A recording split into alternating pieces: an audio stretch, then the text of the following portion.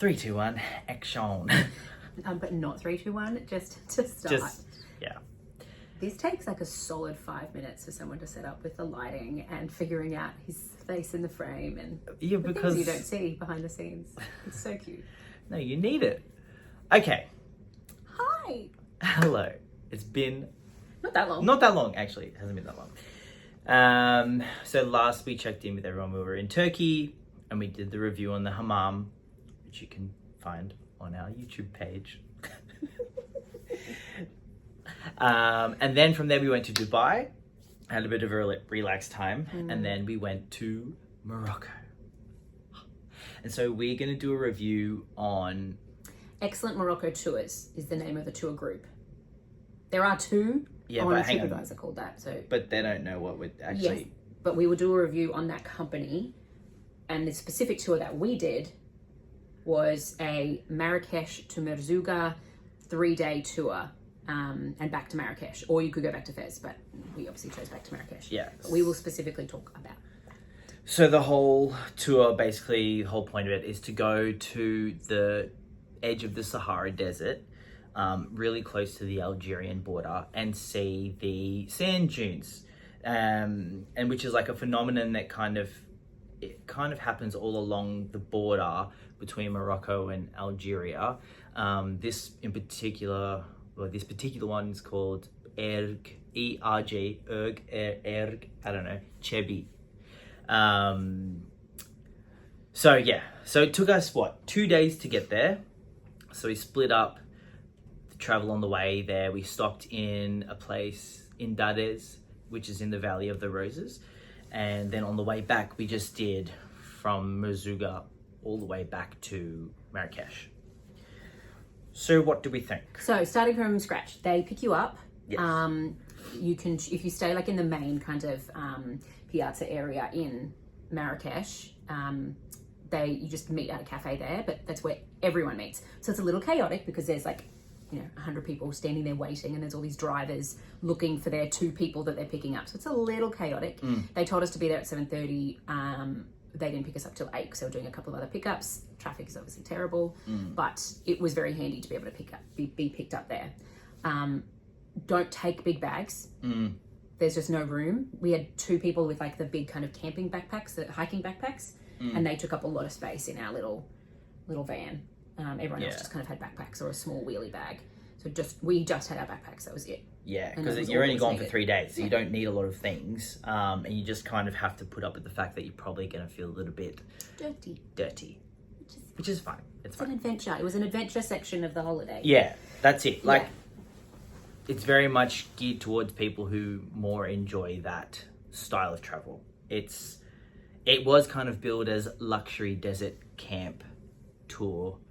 But the luxury part meant that we had our own ensuite at the camp. Yeah, which I guess for a tent, that's a luxurious tent. It was actually really nice. But the entire experience is not a luxury experience. So it can be a little bit deceiving like that. So anyway, we got picked up on the bus. The bus was full. We were the last pickup. The bus, but not every seat was filled. Yeah, that's true. And to be honest, we were expecting a fully air-conditioned, relatively comfortable seat kind of situation. But it was not that. And I think when we both got on board, we were a little bit taken aback at how uncomfortable the bus was. The width of the seats was so narrow. We barely fit in them. She got a bruise from the friggin' her bruise on my butt. hip because you had to have the seatbelts on. Obviously, the police do checks all the time. Yeah. And when it went in, the angle went like that, and so it was just stabbing into my. Yeah. So it wasn't comfortable at all. The aircon didn't work, and we're driving into the desert, so. And it said it's that was part of the thing, luxury AC van. It was it was African AC. The windows were rolled down. Yeah, that's what our bus driver said. So that was kind of our first impression of oh God, we've got to spend the next 3 days trekking in this. Anyway, we kind of like got used to it. Yeah, we just got over that like pretty quick. Yeah. Just driving through the area was so cool. First day though, we go on the Black Snake Road because it's very windy. So anyone that has any kind of car sickness issues, any motion sickness, take a pill. I took a pill before we started because I had read that it was going to be bad, but the lady behind us didn't speak any English and wasn't aware that it was going to be windy, and she didn't. She spewed, actually. She sat right behind me and she vomited. And I was really worried that it was going to go all over me. She took my spew bag because I always have a bag just in case, and she took that. Yeah, but I'm glad she went into the bag instead of in the bus because that would have been disgusting. Yeah, but okay. So at the end of the Black Windy Road, though, Atlas Mountains. Yeah, well, that takes you up into the Atlas Mountains, the high Atlas Mountains. So they're like 2,083 meters, maybe something like that. Very close to 2,600 maybe. Yeah, something like that. Something, yeah. But they do go higher. The point that we went to was about, I think it was like from memory 2,600. I don't know. We took a photo of it, whatever. But yeah, they're called the High Atlas Mountains, and they kind of run, I think, north to south, down Morocco, and it's like that was probably after seeing the desert, or I don't know. For me, it was almost on par with the desert. How beautiful the mountains were, but I really like rocks. So for me, it was like there was a lot. It was really cool. It was just beautiful colors, beautiful like scenery. I don't know how to, it just and like cameras and videos can't capture like the real height or depth of what you were seeing. It was just so magnificent. So that for me kind of made the bus ride worth it. You fine, forget about all of it. Yeah, whereas, and because I like sitting on the window because I like looking out, whereas you were kind of drowsy from the nausea pill, so out of it. she was a bit more. Oh, we're at somewhere new. Let's get out. Yeah. But then from the Atlas Mountains, then we made a few more stops, and then we finally stopped in the Valley of the Roses, a town called. Like as soon as we got in. Yes, you could smell it. They're known for producing like rose-smelling products because they grow roses. Yeah, I didn't see any growing. Me either. But it smelled incredible. But we just kind of drove through and then went to this random back area. Yeah, so we went into like it had been a long day of driving, and then we finally stopped at this hotel, and we didn't know what to expect because we're on a dirt road. We're on a dirt road kind of. We literally pulled up at someone's house. That's what it looked like. Yeah, and like keep in mind that a lot of the houses outside of the cities in Morocco are made of mud and straw, or like they're bricked, but then they're covered with like that kind of mud keeps and them straw. Cool in the summer and keeps them warm in the winter. Yes, so it doesn't look very glamorous. It's very effective, but it doesn't look very glamorous. So we weren't sure what to expect with the hotel. It was cute. It was very basic. Yeah. And it was fine. A nice area for us to sit and chat where we all had tea because it's a Moroccan like tradition, part of their culture, to welcome you with tea. You sit and you have tea before you do anything else. Yeah. So we sat and we all had tea. And then the guide was like, right, what time do you guys want dinner? It was about 6:30 by this stage. But we had just flown in from Dubai, which was 3 hours time difference. So for us, it felt like 9:30 p.m. And they were like, cool, we'll do dinner at 8. And we're like, oh my God, that's 11 p.m. It was fine. It was fine. Yeah. And then they showed us our rooms. They went around and they were like, okay, these people have a single, these people have a double.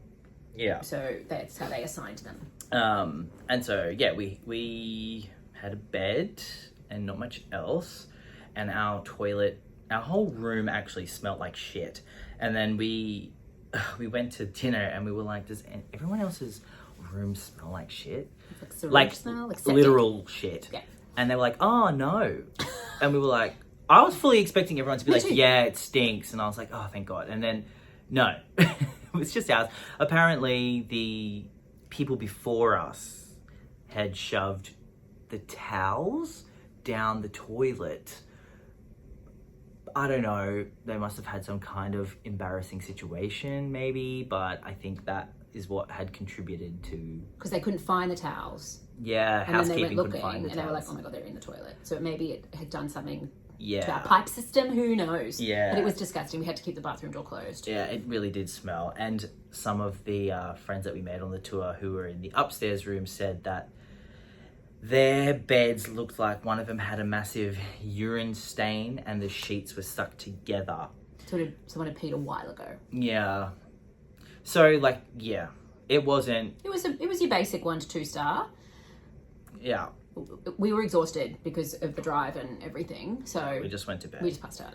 And it was fine because we were literally just there to sleep, and then the next morning we were up very early again to get back on the road to continue our travel. Dinner was included. Dinner was so included. On that day, lunch isn't included, so we stopped somewhere and had lunch. There was only like 3 or 4 options. But dinner was included at this hotel, but the drinks are not. Like water, we had to... So they were like, if you would like water, it's 60 dirham. We're like, wait, what? Yeah, it was a bit... I found that confusing because, like... It was a bit jarring. The meal is included, but you don't have water. Yeah. You don't have any drink. There was no option. Yeah. It was really bizarre. And the same was in the desert. When we were actually at the desert camp, you had to pay for your water again. So... Yeah. And there was juice available at breakfast. 1 cup Yeah. of juice each at Yeah. breakfast. But again, you had to pay for water. And coffee was free in the morning. Yeah. No water. It was kind of bizarre. That was a bit different. Not used to that. Anyway, so we started day 2. Day 2 was much more interesting, in my opinion, than day 1. I loved it. We did... It was still, like, touristy. Like, we're going to see the sights, but it wasn't, like, as gimmicky as the first day. It's a good way of putting it. Yeah, so day 2 was what everyone was waiting for anyway. It was the day that you get to the desert. But we also did a really great... Nomadic. Included tour, with some of a Berber guide who showed us around his village and the gorge between some of the mountains. And Dardes? Is that the Dardes Gorge? Yeah, the Dardes Gorge. So it was right outside where the town that we stayed. So yeah, it was like a 20-minute bus ride from Probably. our hotel there. It was incredible. That was like... That was when the rock nerd really came out. Yeah, because it was incredible. It was like a lot of really cool... I actually... I found some rocks that I liked. They were very small. Very small, it's fine. Yes, and then he took us, through this, like... he told us about some of the traditions of, like, the nomadic families that stay in the town for part of the year and then they go into the mountains for part of the year, and how they, like, kind of earn their living and what they do, their traditions. And then he walked us through, I guess, their fields. Yeah, like their farmland. Yeah. Yeah. Literally picked dates off the tree and gave us some dates. Pomegranate off the tree, gave us pomegranate. It was incredible. Yeah, it was really cool. Yeah. It seemed like a much more... This local is experience. More of an accurate representation of a sector of our culture. But keeping in mind, like, in Morocco, there is very much an Arab culture and a Berber culture. And the Berbers are indigenous to the area, whereas the Arabs came in the 8th century BC and brought Islam with them, and so radically changed a lot of North Africa, but still they are not the original inhabitants of North Africa. So yeah, we learned a lot about Berber culture, which is really, really cool. I really like that. And saw some of their kasbahs, which is basically almost like fortress style looking, mud and straw. Everything's made out of the mud and straw. Like their little gated community. Yeah, pretty much. Yeah. We went into one of the houses to get like a demonstration and sales pitch of different rugs and things and the way that they make rugs. Yeah, weaving techniques and different designs that are related to different Berber. The guy was like, if you want to have a look, we take obviously cash, but you can pay by credit card here, and we can ship anywhere for you internationally with DHL. And so we're like, oh, have a little look. Because one had got both of our eyes. We both just went, yeah. It's the most expensive one of the lot. Yeah. We walked over, we're like, that's a no for us. Yeah. Some of them were affordable, but we just didn't like them as much. Yeah, and when you add on the cost of shipping it all the way. Oh, it ended up being like, what, $2,500? Yeah. We're like, for it wasn't massive. No, it wasn't massive. Anyway, so we skipped that. But yeah, there was like, the house was actually quite beautiful. So Yeah. So then we finished up that little tour with the Berber guide, and then we kept making our way into Merzouga, which is a town population of about 400 people, so I think I read, right on the edge of the desert. So most people travel to Merzouga if they're going to go to see Ergchebi. And so from there, we chucked all of our luggage in the back of these four-wheel drives, and they took us four-wheel driving through the dunes to the desert camp. Jimmy sat in the front. It was... I sat in the middle of the front seat because I was like... the back seat. No, there was two seats. I was in the middle of the middle row. Yeah, right.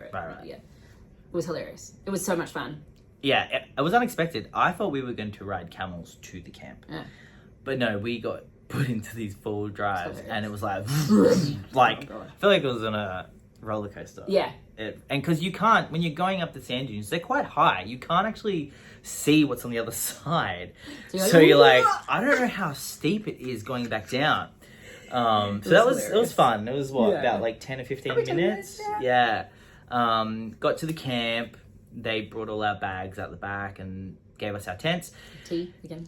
We had tea again, and then we went sandboarding down the dunes, which was really fun. I didn't realize we were going to be able to do that either.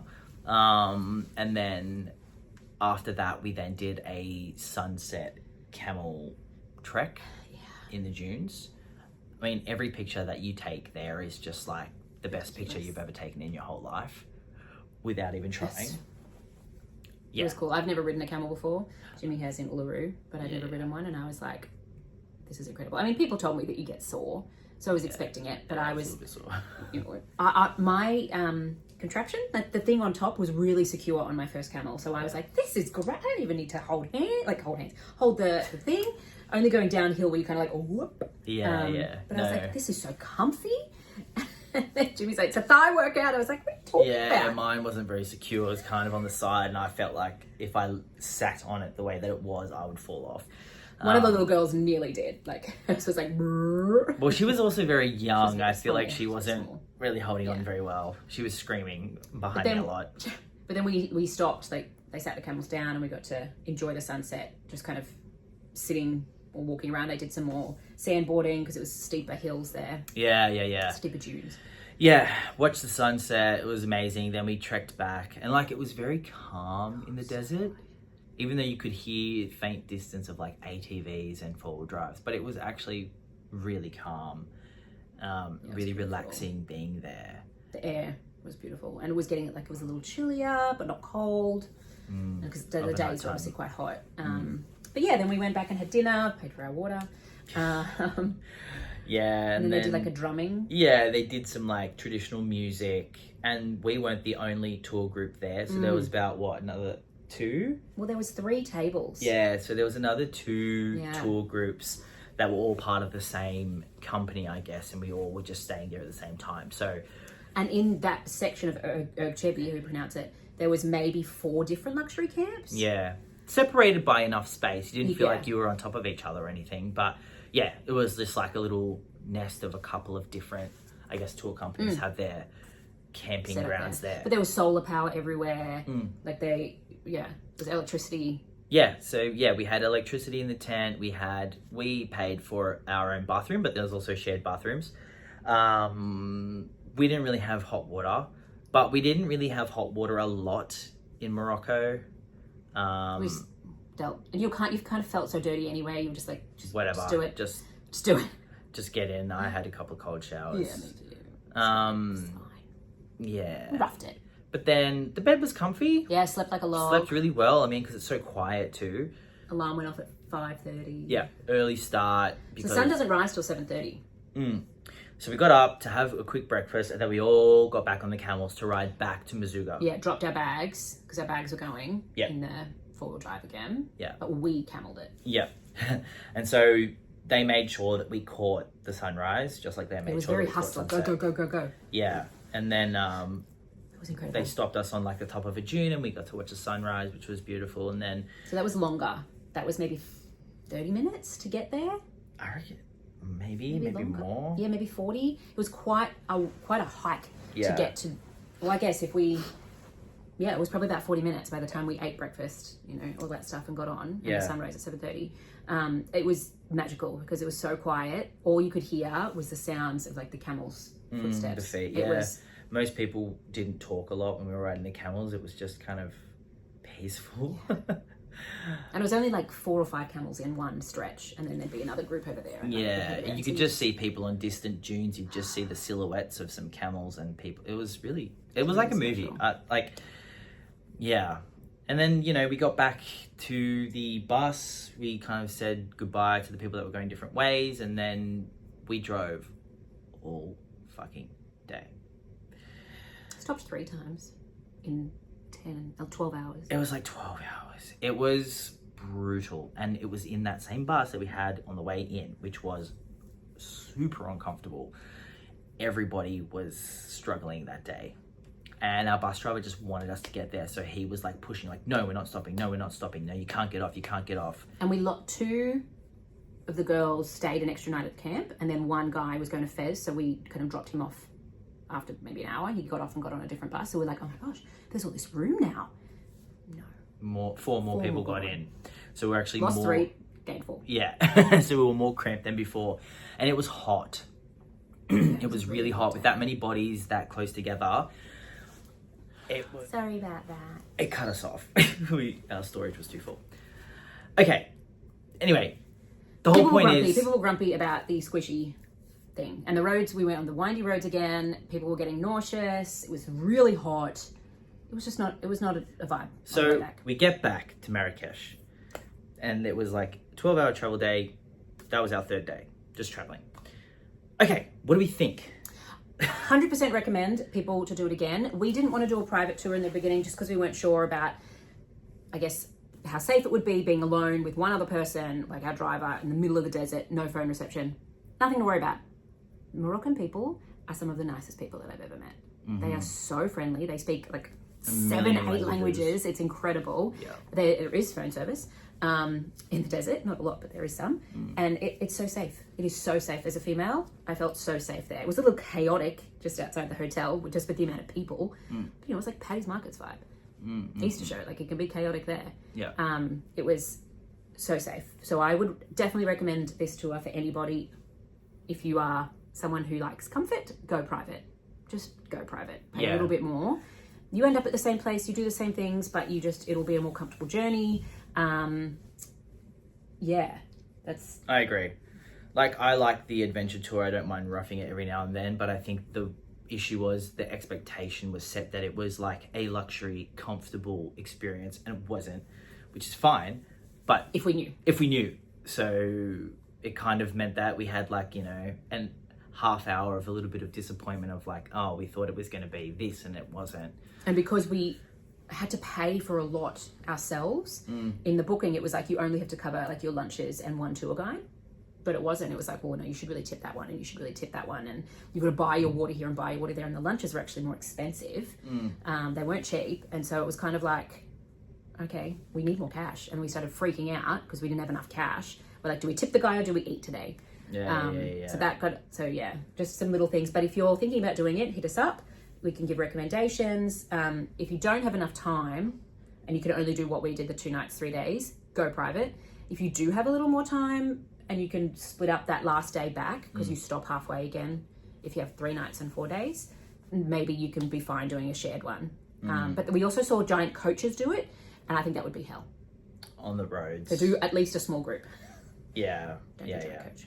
But it was beautiful. Definitely worth it. The guides were pretty good. Our driver, I got along really well with him, but he didn't really banter or engage with anyone. He didn't really guide. He drove. He just drove. And so then our guides were just people that would come in for a couple of hours and then come out. And one of the guides that we had wasn't covered. So then we had to pay for part of the tour that was part of the tour. I don't get it. Yeah. Like, we booked the tour, but then the guide that day, the guy that was provided to us was like, no, this is not included. You have to pay extra. So it wasn't a lot of money. That one was not a lot. $15 per head. It was nothing. But like, compared to how much we were paying for meals. Yeah. We paid him 30 dirham Yeah. each for the tour, and we were paying 120 dirham for our lunches. Yeah. So there's So it was There's a cheap, comparison. but like It was just like, oh, okay, that's right. This isn't. just I think the communication wasn't great. And then at the end, maybe like not all the way at the end, but like a couple of hours into our drive, they stood over us while we did the review, which they made us do. They're like, please go on, give us 5-star. We need 5-star reviews. And this company only had 5-star reviews, except for one star. One was 1 star.